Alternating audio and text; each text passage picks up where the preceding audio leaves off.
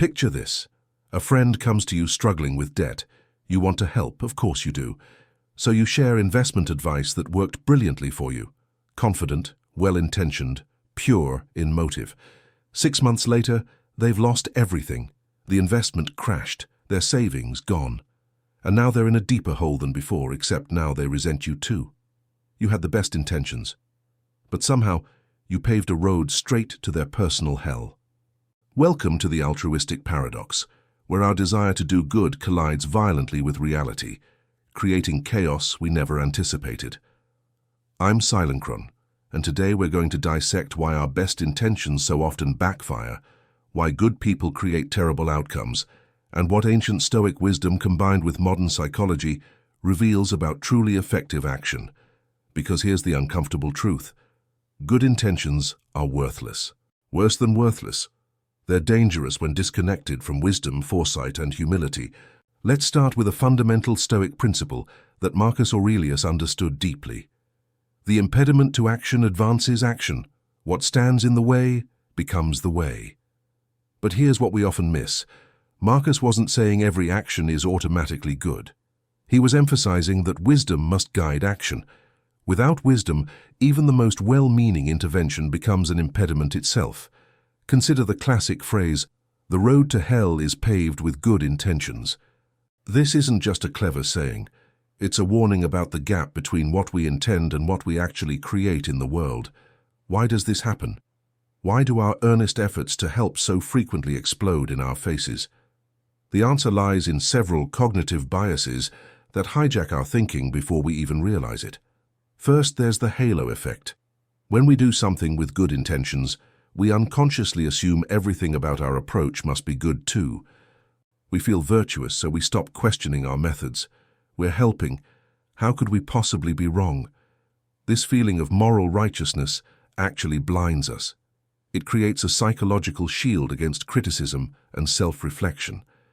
We become defensive when someone questions our approach because we've conflated our good intentions with good execution. Epictetus warned against this exact trap. It is impossible for a man to learn what he thinks he already knows. When we're certain our intentions are pure, we stop learning, we stop questioning, we stop adapting. Then there's confirmation bias working over time. Once we've decided to help in a specific way, we unconsciously filter information to support our chosen approach. We notice every sign that we're helping and ignore every signal that we're making things worse. A parent enables their adult child's poor decisions, calling it support. A manager micromanages their team, calling it mentorship. A friend solves every problem for someone, calling it caring, never noticing they're creating dependency and resentment. The intentions, spotless, the outcomes, devastating. But here's where it gets more complex, and this is where Stoic philosophy becomes absolutely essential for modern life.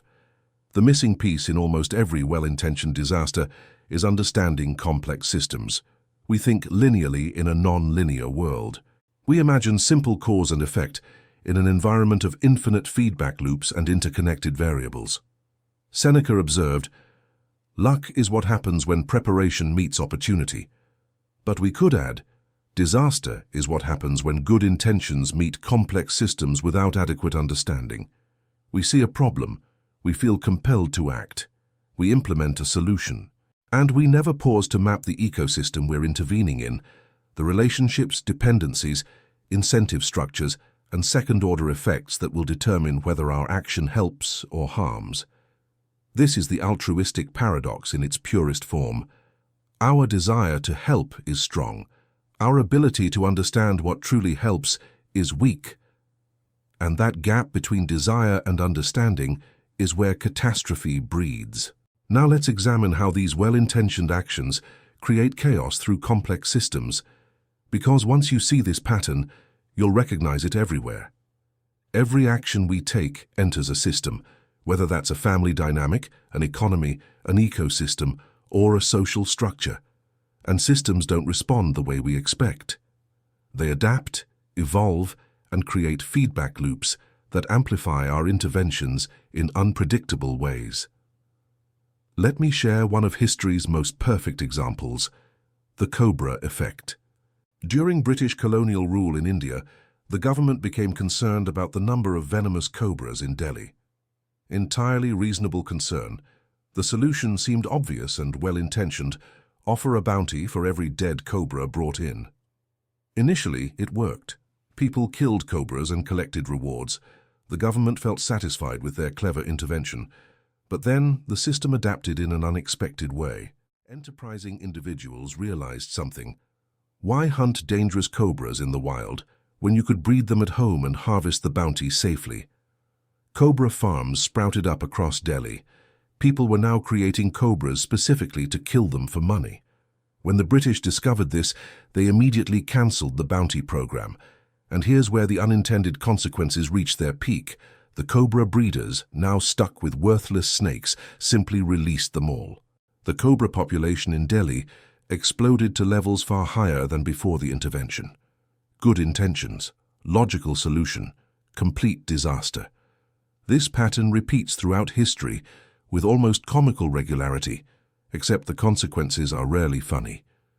The Streisand effect operates on similar principles. Try to suppress information, and you amplify its spread. Attempt to hide something, and you make it infinitely more interesting. The very act of intervention creates the opposite outcome. Prohibition in America, intended to reduce alcohol consumption and its associated social problems. Result? Organized crime flourished. Dangerous bootleg alcohol poisoned thousands, and drinking became rebelliously fashionable. When prohibition ended, consumption rates weren't significantly different than before, but society had paid an enormous cost for the experiment. Modern examples surround us. Well-meaning regulations intended to protect workers sometimes price low-skilled workers out of employment entirely. Housing policies designed to make homes affordable can restrict supply and drive prices higher. Foreign aid programs meant to alleviate poverty can destroy local economies and create permanent dependency. Marcus Aurelius understood this deeply. Look beneath the surface. Let not the several quality of a thing nor its worth escape you. What he's saying is this: before you act, understand what lies beneath. Understand the system you're entering. Understand the incentives you're creating. Understand the second-order and third-order effects of your intervention. Because in complex systems, the obvious solution is almost never the complete solution. Consider environmental regulations, an area ripe with good intentions and unintended consequences. A government decides to protect forests by banning logging in certain areas. Seems obviously good, right? But follow the ripples. Local communities that depend on forestry lose their livelihoods. Without economic alternatives, they may turn to illegal logging, which is far more destructive than regulated harvesting. Or they may clear land for agriculture instead, creating greater environmental damage. The protected forest might accumulate deadfall and become a tinderbox for catastrophic wildfires that release more carbon than decades of sustainable logging would have. The intention was pure. The understanding of the system was incomplete. Here's what separates effective action from destructive intervention. Effective action anticipates feedback loops. It considers incentive structures. It maps potential ripple effects before acting. It remains humble about what it doesn't know. Destructive intervention feels certain. It acts quickly. It assumes good intentions will translate to good outcomes. It ignores feedback that contradicts the initial plan. The Stoics had a practice called premeditatio malorum, the premeditation of evils. Before taking action, they would deliberately imagine everything that could go wrong, not to become paralyzed by fear, but to prepare adequate responses and to question whether the action was truly wise. Imagine if the British colonial government had practiced this before implementing the cobra bounty. What if people breed cobras instead of hunting them? What happens to those cobras when we end the program? Simple questions, devastating blind spot. The systemic ripple effect teaches us that our actions never occur in isolation. They enter ecosystems of human behavior, economic incentive, social dynamics, and natural feedback loops. Every intervention triggers adaptations, some helpful, many harmful, most unexpected. Now we need to discuss something uncomfortable, something that challenges our fundamental assumptions about helping others. We need to talk about the empathy trap. This is where good intentions become most dangerous. Because here, we're not just dealing with misunderstanding systems. We're dealing with our deepest emotional drives to alleviate suffering. And those drives, powerful as they are, can override our capacity for rational thought and genuine effectiveness. Let me be clear. Empathy is essential. Compassion is beautiful. The desire to help others is fundamentally human and good. But empathy without wisdom creates dependency, undermines autonomy, and sometimes perpetuates the very suffering it seeks to alleviate. Epictetus taught, "If you want to improve, be content to be thought foolish and stupid." This applies profoundly to helping others. Sometimes truly helping someone means allowing them to struggle, to fail, to learn through discomfort, even when every instinct screams at us to intervene and save them. The empathy trap operates like this. We see someone suffering. We feel their pain. That emotional response is immediate and powerful. We want the suffering to stop, right now. So we act to create immediate relief. But immediate relief often comes at the cost of long-term growth, resilience, and genuine problem-solving. And the more confident we feel about our good intentions, the less likely we are to question our assumptions about these systems. A parent who constantly solves their child's problems creates an adult who cannot solve their own. A wealthy nation that sends food aid without understanding local agriculture destroys farming communities and creates permanent dependency. A friend who always offers money to someone in financial crisis prevents them from learning financial management. The helper feels good. They've alleviated immediate suffering. But they've also stolen something precious, the opportunity for growth, learning, and genuine capability development. This is the savior complex in action, the psychological urge to be the hero that overrides critical thinking about what someone actually needs. And here's the most insidious part. The savior complex often has more to do with our own psychological needs than the needs of those we're supposedly helping. We want to feel useful, important, capable, virtuous. Solving someone else's problem delivers all of that, immediately and powerfully. So we become addicted to helping in ways that feel good to us, whether or not they're actually effective for others. Marcus Aurelius warned, "Waste no more time arguing about what a good man should be. Be one." But being truly good requires us to look beyond our emotional satisfaction to the actual outcomes we create. Consider international development, an arena where good intentions have created some of the most devastating, unintended consequences in modern history. A community in Africa has limited access to clean water. A well-meaning Western charity decides to help by building wells. They arrive with resources, expertise, and enthusiasm. They build beautiful wells. Everyone celebrates. The charity returns home feeling accomplished. 5 years later, the wells are broken. Why? Because the community was never trained to maintain them. Because the wells disrupted existing water collection systems and traditional knowledge. Because local entrepreneurs who were beginning to develop water solutions were undercut and driven out of business. Because the community learned that problems get solved by outside saviors, not internal initiative. The intention was pure. The impact was dependency, undermined local capacity, and ultimately a return to the original problem, but now with even less capability to solve it internally. This pattern repeats globally. Food aid that destroys local agricultural markets, donated clothing that devastates domestic textile industries, educational programs that impose foreign values without respecting local knowledge systems. The empathy trap whispers, "But people are suffering right now. We must act immediately." And it's true, suffering is real and urgent. But the question isn't whether to act, it's how to act effectively. Seneca observed, "It is not because things are difficult that we do not dare. It is because we do not dare that they are difficult." True helping requires daring, the courage to resist our immediate emotional urges, and instead ask harder questions. What does this person or community actually need? Not what would make me feel good to provide, but what would genuinely serve their long-term flourishing. This means listening more than imposing.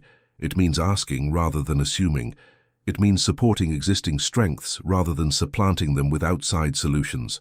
It means accepting that sometimes the most helpful thing we can do is create space for someone to solve their own problems, even when watching that struggle is painful for us. The Stoics understood that genuine virtue sometimes looks harsh from the outside. A good teacher lets students struggle with difficult problems. A good coach pushes athletes past their comfort zone. A good friend sometimes refuses to enable destructive behavior, even when saying no feels cruel. This doesn't mean abandoning empathy. It means channeling empathy through wisdom. It means caring enough about someone's ultimate well-being to resist the seductive pull of immediate relief that creates long-term harm. The empathy trap is perhaps the most dangerous form of well-intentioned disaster, because it wraps itself in the language of compassion and caring. It makes us feel righteous even as we undermine others' agency and capability. Breaking free requires brutal honesty about our own psychological needs and genuine humility about what truly helps versus what merely makes us feel helpful. Let's talk about why we keep making the same mistakes, why our well-intentioned solutions keep failing in predictable patterns. The answer lies in our addiction to quick fixes and our avoidance of root causes. This is the tyranny of the urgent over the important. We see a problem, we feel pressure to act, we implement the fastest, easiest solution available, we move on, feeling accomplished, and then we're shocked when the problem returns, often worse than before. Marcus Aurelius wrote, "If you are distressed by anything external, the pain is not due to the thing itself, but to your estimate of it, and this you have the power to revoke at any moment." But we rarely revoke our estimate. Instead, we keep applying the same surface-level solutions to problems that require deep structural change. Consider homelessness, an issue drowning in good intentions and band-aid solutions. A city sees homeless individuals on its streets. Public pressure mounts to do something, so the city opens a temporary shelter, or launches a program to relocate homeless individuals to another area, or passes laws against sleeping in public spaces. These are band-aid approaches. They address the visible symptom while ignoring the complex web of causes: mental health crises, addiction, lack of affordable housing, job loss, family breakdown, inadequate healthcare, systemic poverty. The shelter provides temporary relief, and it's better than nothing. But without addressing root causes, the same individuals cycle through homelessness repeatedly.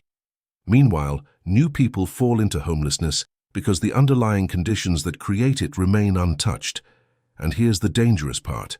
The Band-Aid solution allows us to feel like we've done something. We've acted. We've helped. We can move on to other concerns, but we haven't actually solved anything. We've just made the visible symptoms temporarily less uncomfortable, usually more for ourselves than for those actually suffering. Epictetus taught, "First learn the meaning of what you say, and then speak." Applied to problem solving, this becomes, first understand the true nature of the problem and then act. But we reverse this. We act first, based on surface understanding, and then we're surprised when our actions fail to create lasting change. The refusal to engage with root causes stems from several factors. First, root causes are complex. They don't yield to simple solutions. They require sustained effort, collaboration across multiple systems, and patience, qualities our modern world increasingly lacks. Second, addressing root causes often requires us to examine uncomfortable truths about ourselves and our societies. It's easier to donate to a homeless shelter than to confront the economic policies and social structures that create homelessness. It's easier to recycle than to challenge the consumption patterns driving environmental destruction. Third, root causes don't provide the immediate emotional satisfaction of visible action. Planting a tree feels good today. Changing agricultural policy is boring, slow, and the benefits won't be visible for years or decades. But here's what the Stoics understood. The quality of a solution isn't measured by how good it makes you feel. It's measured by whether it actually solves the problem, and that requires something we're terrible at: evaluating feedback and adjusting course. This is the ignoring the feedback loop problem. We implement a solution, declare victory, and move on, without ever seriously examining whether our intervention actually worked. Consider corporate diversity initiatives, an area ripe with good intentions and poor evaluation. A company recognizes it has diversity problems. Well-intentioned leadership launches programs, unconscious bias training, diverse hiring goals, mentorship programs. They announce these initiatives publicly. They feel good about taking action. But do they rigorously evaluate whether these programs actually create meaningful change? Do they track whether unconscious bias training reduces biased behavior or just makes people better at hiding it? Do they examine whether diverse hiring goals lead to retention and advancement or just revolving door tokenism? Usually not, because genuine evaluation might reveal uncomfortable truths, that our well-intentioned programs aren't working, that we need to try something fundamentally different, that the problem is more complex than we wanted to admit. So we keep doing the same things, declaring the same successes, and wondering why real change remains elusive. Seneca observed, "To be everywhere is to be nowhere." Applied to problem solving, to try everything superficially is to solve nothing deeply. We need the courage to commit to genuine solutions even when they're difficult, slow, and unsexy. This means playing the long game. It means choosing strategic, sustainable solutions over quick wins. It means addressing underlying systems rather than visible symptoms. A sustainable solution to homelessness doesn't just shelter people.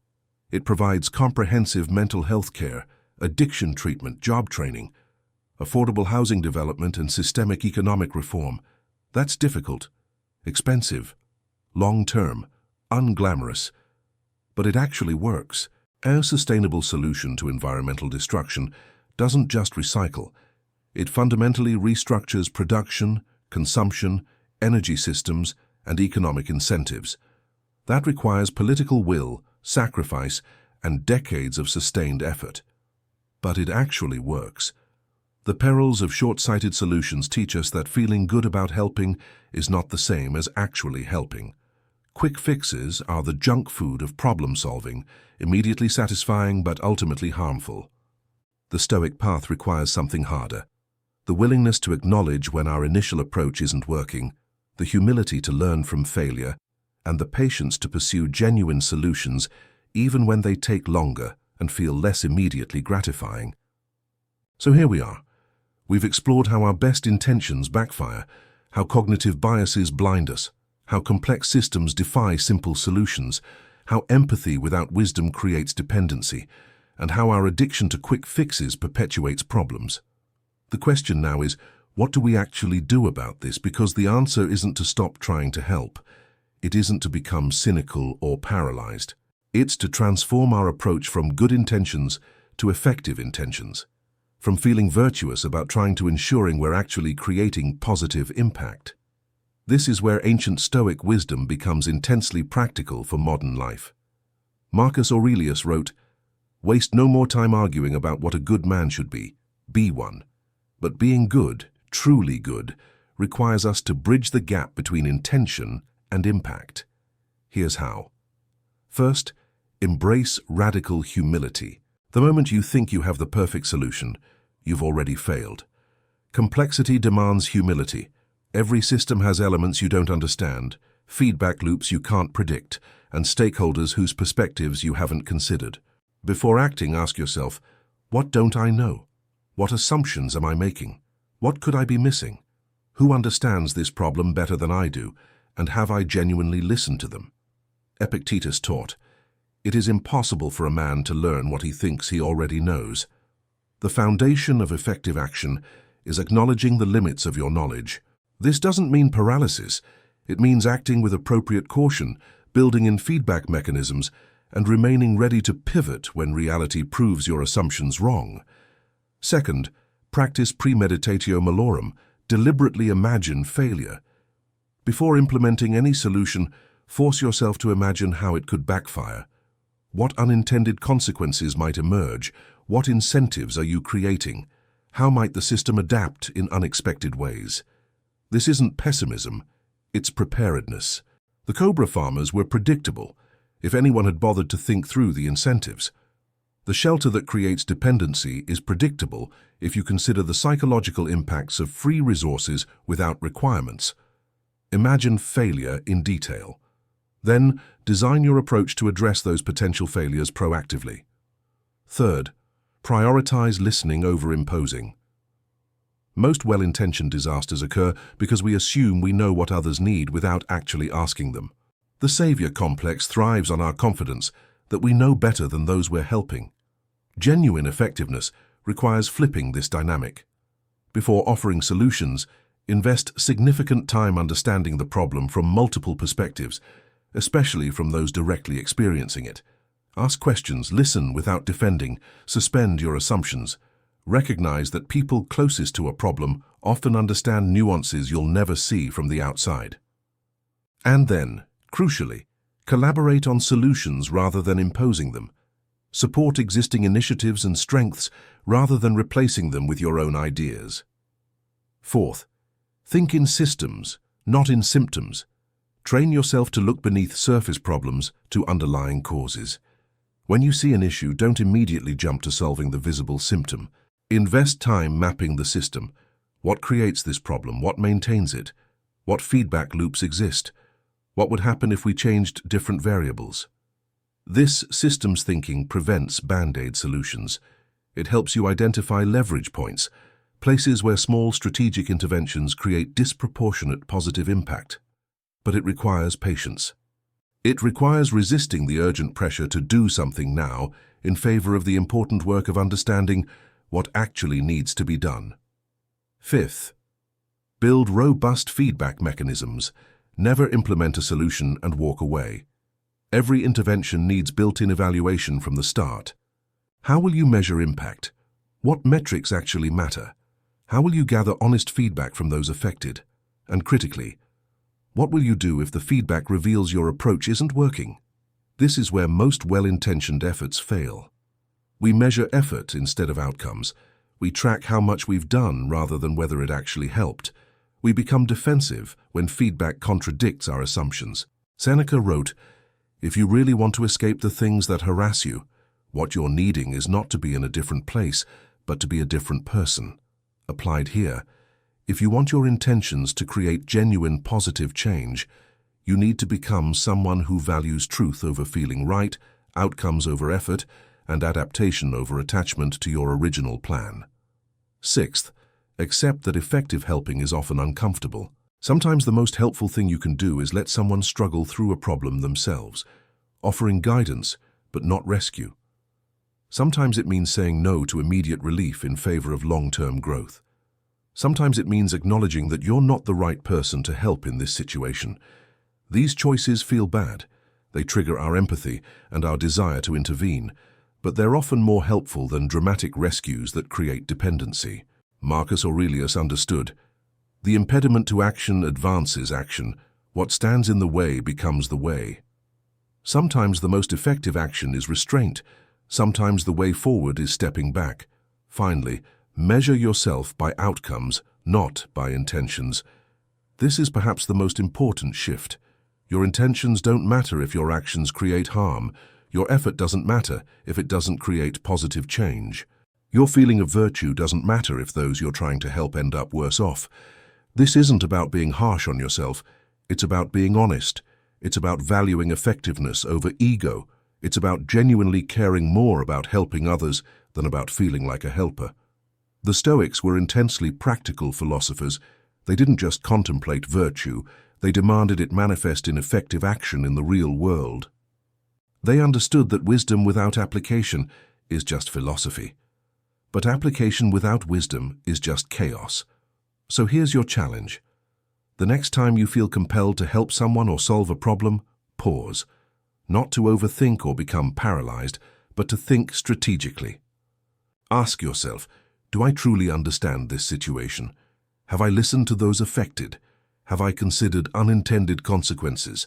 Am I addressing root causes or just symptoms? How will I measure whether my actions actually help? Am I prepared to change course if they don't? And then act, not from the urgency of your emotions, but from the clarity of your wisdom, because the world doesn't need more good intentions. It needs more effective action. It needs more people willing to bridge the gap between wanting to help and actually helping. It needs more individuals committed to outcomes over ego. The ancient Stoics understood something profound. True virtue is measured not by your feelings or your intentions, but by whether you make the world genuinely better through your presence in it. That's the standard. That's the challenge. That's the path from well-intentioned disaster to genuine positive impact. The question isn't whether you care. The question is whether you're willing to do the harder work of ensuring your caring creates actual positive change. If this video challenged you, made you uncomfortable, or forced you to reconsider how you approach helping others, good. That discomfort is the beginning of wisdom. Subscribe to Silencron for more insights on Stoic philosophy applied to modern life. Leave a comment sharing a time your good intentions backfired. We all have these stories, and there's wisdom in sharing them honestly. Remember, the goal isn't perfect action. It's thoughtful action. It's humble action. It's action that learns, adapts, and prioritizes genuine impact over feeling virtuous. Until next time, question your assumptions, embrace your ignorance, and build intentions that actually create the world you want to see.